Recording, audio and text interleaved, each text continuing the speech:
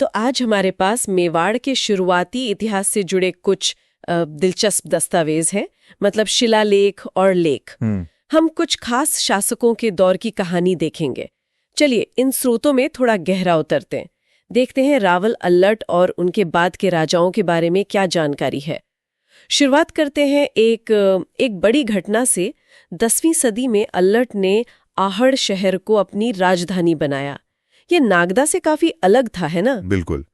अल्लट, जिनका राज अंदाजन 951 से 971 ईस्वी तक रहा, उन्होंने आहड़ को फिर से बसाया और हाँ, उसे राजधानी बनाया। नागदा पहले थी, लेकिन आहड़ चुनना शायद व्यापार या सामरिक नजरिए से ज्यादा ठीक लगा होगा।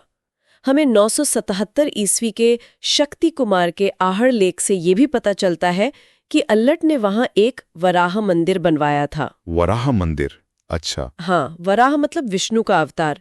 ये अक्सर मुश्किल हालात से उभरने और समृद्धि का प्रतीक माना जाता है। अच्छा, मतलब सिर्फ राजधानी बदलना ही नहीं, बल्कि एक तरह से नई शुरुआत का संकेत भी।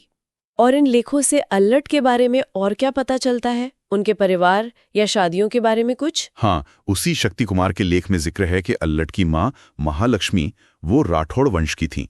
और जो बात और भी खास है वो ये कि उनकी रानी हरिया देवी एक हूण राजकुमारी थी। अच्छा, हूण राजकुमारी। जी, ये मेवाड़ के किसी राजा का हूणों के साथ पहला ज्ञात वैवाहिक संबंध था। ये तो वाकई दिलचस्प है। हूण उस समय मध्य एशिया से आई एक, आप कह सकते हैं, ताकतवर लड़ाकू कौम थी। तो ये शादी राजनीतिक रूप से भी काफी अहम रही होगी। हाँ, शायद ताकत बढ़ाने या शांति बनाए रखने का तरीका। सही। और कहते हैं इसी रानी ने हर्षपुर नाम का गांव भी बसाया था। और अल्लट ने प्रशासन में भी कुछ नया किया था ना, वो नौकरशाही की स्थापना। जी हाँ, बिल्कुल। मेवाड़ में व्यवस्थित नौकरशाही, मतलब अधिकारियों का एक पूरा सिस्टम बनाने का श्रेय अल्लट को दिया जाता है। ये उस जमाने के हिसाब से शासन चलाने के लिए एक बड़ा कदम था। सोचिए, हिसाब किताब रखने, आदेश लागू करवाने के लिए खास लोग।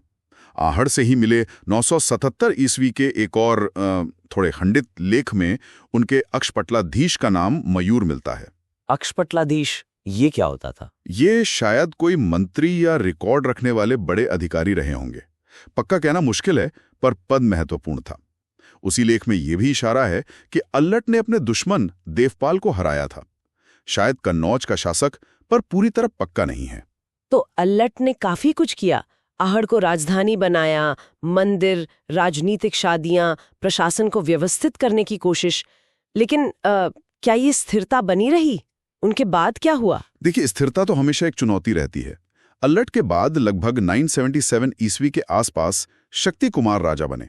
उनके समय में मालवा के परमार राजा मुंज काफी ताकतवर हो गए थे। हाँ, मुंज का नाम तो सुना है। हाँ, तो मुंज ने चित्तौड़ पर हमला किया और उस पर कब्जा कर लिया। ये मेवाड़ के लिए एक बड़ा झटका था। हालांकि कुछ साल बाद मेवाड़ ने चित्तौड़ वापस हासिल कर लिया, लेकिन हाँ, वो मुश्किल दौर था। यानी उतार चढ़ाव तो चलते रहे। और फिर आगे चलकर गुहिल वंश में ही एक बड़ा बदलाव आया, करीब 1158 ईस्वी में, रण सिंह के समय। हाँ, ये एक अहम मोड़ था। रण सिंह के समय गुहिल वंश 2 हिस्सों में बंट गया। उनके एक बेटे क्षेम सिंह, उन्होंने रावल उपाधि के साथ मेवाड़ पर राज करना जारी रखा। ठीक। लेकिन रण सिंह के दूसरे बेटे राहब, उन्होंने सिसोदा नाम के ठिकाने से, मतलब एक तरह की जागीर से, एक नई शाखा शुरू की। ये राणा कहलाए। अच्छा। और इसी सिसोदा ठिकाने की वजह से ये लोग आगे चलकर सिसोदिया कहलाए, जिन्होंने बाद में मेवाड़ का इतिहास रचा। अच्छा, तो सिसोदिया वंश की शुरुआत ऐसे हुई। लेकिन रावल शाखा में भी मुश्किलें थीं। सामंत सिंह का क्या हुआ? हाँ, सामंत सिंह, जो करीब 1172 ईस्वी में राजा बने, उन्हें नाडौल के चौहान राजा कीर्तिपाल के हाथों हार का सामना करना पड़ा। कीर्तिपाल चौहान? जी, कीर्तिपाल ने मेवाड़ पर कब्जा कर लिया और सामंत सिंह को बेचारे को बारे जाना पड़ा, मतलब आज का डूंगरपुर बांसवाड़ा का इलाका। वहां उन्होंने छोटा सा राज्य बनाया। तो क्या मेवाड़ चौहानों के हाथ में चला गया हमेशा के लिए? कुछ समय के लिए, हाँ, लेकिन ज्यादा वक्त के लिए नहीं। सामंत सिंह के भाई थे कुमार सिंह, उन्होंने हिम्मत दिखाई। करीब 1179 ईस्वी में उन्होंने कीर्तिपाल चौहान को हराकर मेवाड़ पर फिर से घुइलों का राज कायम किया। ये वापसी मेवाड़ के लिए बहुत जरूरी थी। तो ये कहानी है शुरुआती दौर की, मतलब आहड़ का बनना, प्रशासन की कोशिशें, हूणों से रिश्ते, हार जीत का सिलसिला, फिर वंश का बंटवारा और आखिरकार वापसी। इन शिलालेखों के टुकड़ों से इतिहास की एक धुंधली ही सही, पर जरूरी तस्वीर तो उभरती है। बिल्कुल, और ये दिखाता है कि वो दौर कितना उथल-पुथल भरा था। राजधानियां बदलीं, नए दुश्मन आए, नए गठबंधन हुए, जैसे वो खून विवाह, और राज चलाने के तरीके भी बदले। ये शिलालेख भले ही अधूरे हों, उस जमाने को समझने की खिड़की की तरह हैं। वो हमें सिर्फ राजाओं के नाम नहीं बताते, बल्कि उनके सामने जो चुनौतियां थीं, उनके जो फैसले थे, उनकी भी झलक देते हैं। और इन सब बातों को सोचते हुए एक सवाल मेरे मन में आ रहा है। अल्लट ने जो नौकरशाही शुरू की थी, जिसके बारे में हमें इन लेखों से थोड़ा बहुत पता चलता है, वो आखिर कितनी कामयाब रही होगी? क्या उसका असर लंबे समय तक रहा, या बाद के राजाओं ने उसे पूरी तरह बदल दिया? ये सोचने वाली बात है कि उस शुरुआती प्रयोग ने मेवाड़ के भविष्य के शासन को कैसे आकार दिया होगा। आपको यह जानकारी कैसी लगी?